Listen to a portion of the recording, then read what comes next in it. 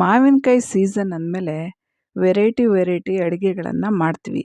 ನಾನಿವತ್ತು ಚಟ್ನಿ ಪುಡಿ ಮಾಡಿದ್ದೆ, ತುಂಬ ಅದ್ಭುತವಾಗಿತ್ತು.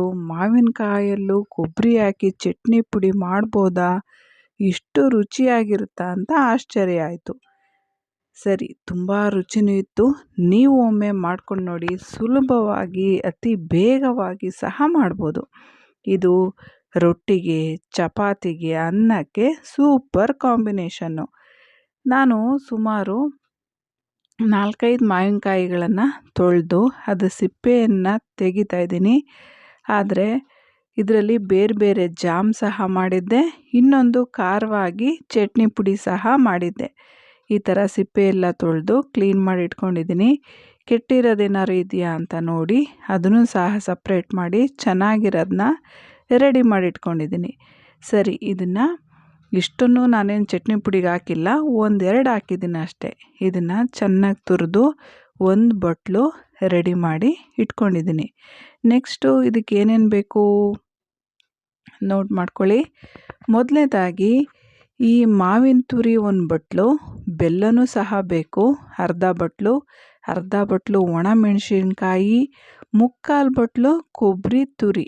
ನೋಡಿ, ಇಲ್ಲಿ 1 ಬಟ್ಲು ಮಾವಿನಕಾಯಿ ತುರಿದಿಟ್ಕೊಂಡಿದ್ದೀನಿ, ಬೆಲ್ಲ ಒಂದು ಅರ್ಧ ಬಟ್ಲು, ಮೆಣಸಿನ್ಕಾಯಿ ಒಂದು ಅರ್ಧ ಬಟ್ಲು, ಕೊಬ್ಬರಿ ಒಂದು 3/4 ಬಟ್ಲು, ಮೆಂತ್ಯ ಬರೀ 3/4 ಸ್ಪೂನ್ ಅಷ್ಟೇ, ಮತ್ತು ರುಚಿಗೆ ತಕ್ಕಷ್ಟು ಉಪ್ಪು. ಇಷ್ಟು ರೆಡಿ ಮಾಡಿ ಇಟ್ಕೊಂಡ್ರೆ ಸಾಕು. ನೆಕ್ಸ್ಟು ಒಗ್ಗರಣೆಗೆ ಏನೇನು ಬೇಕು?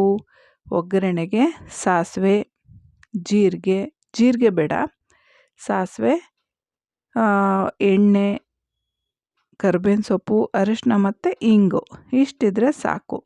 ಮೊದಲನೇದಾಗಿ ಮೆಂತ್ಯನ ಒಂದು 3/4 ಸ್ಪೂನಷ್ಟು ಅಷ್ಟೇ ಇರೋದು ಒಂದು ಸಣ್ಣ ಬಾಣಲಿಲಿ ಹುರಿದು ರೆಡಿ ಮಾಡಿಟ್ಕೊಳ್ಳಿ.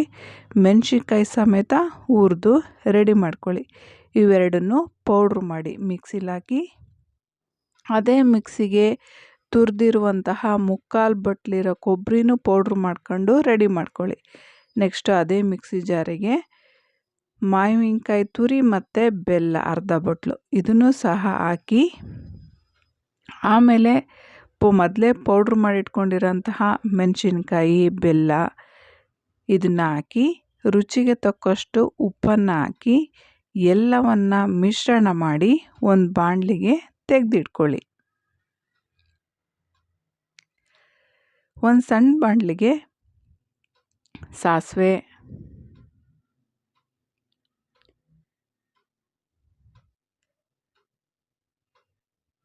ಜೀರಿಗೆ ಬೇಡ, ಸಾಸಿವೆ, ನೆಕ್ಸ್ಟು ಇಂಗು, ಅರಿಶಿನ ಪುಡಿ ಸ್ವಲ್ಪ, ಕರಿಬೇವಿನ ಸೊಪ್ಪು,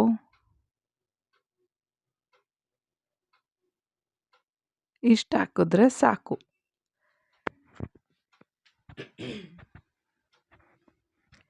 ಇದಿಷ್ಟು ಚೆನ್ನಾಗಾದ್ಮೇಲೆ ನಾವೀಗಾಗಲೇ ರುಬ್ಬಿ ರೆಡಿ ಮಾಡಿಟ್ಕೊಂಡಿರೋ ಚಟ್ನಿ ಪುಡಿಗೆ ಹಾಕಿದ್ರೆ ಸೂಪರಾಗಿರೋ ಮಾವಿನಕಾಯಿ ಚಟ್ನಿ ಅಥವಾ ಕೊಬ್ಬರಿ ಚಟ್ನಿ ರೆಡಿ ಆಗುತ್ತೆ.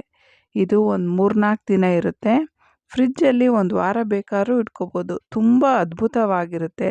ಬ್ರಾಹ್ಮಣರ ಶೈಲಿಯಲ್ಲಿ ಮಾಡಿರೋದು. ಯಾವುದೇ ರೀತಿಯಾದಂತಹ ಈರುಳ್ಳಿ ಆಗಲಿ, ಬೆಳ್ಳುಳ್ಳಿ ಆಗಲಿ ಇದಕ್ಕೆ ಉಪಯೋಗಿಸಿಲ್ಲ. ಸೂಪರಾಗಿರುತ್ತೆ. ನೀವು ಒಮ್ಮೆ ಮಾಡಿ ನೋಡಿ. ಅನ್ನ, ಚಪಾತಿ, ರೊಟ್ಟಿ ಯಾವುದಕ್ಕೆ ಬೇಕಾದ್ರೂ ಸೂಪರ್ ಕಾಂಬಿನೇಷನ್ನು. ನೀವು ನೋಡ್ತಿದ್ದೀರಾ ಪ್ರೇಮ ಅಡುಗೆ ಮನೆ.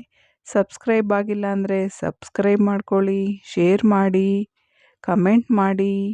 ವಿಡಿಯೋ ನೋಡಿದ್ದಕ್ಕಾಗಿ ಧನ್ಯವಾದಗಳು.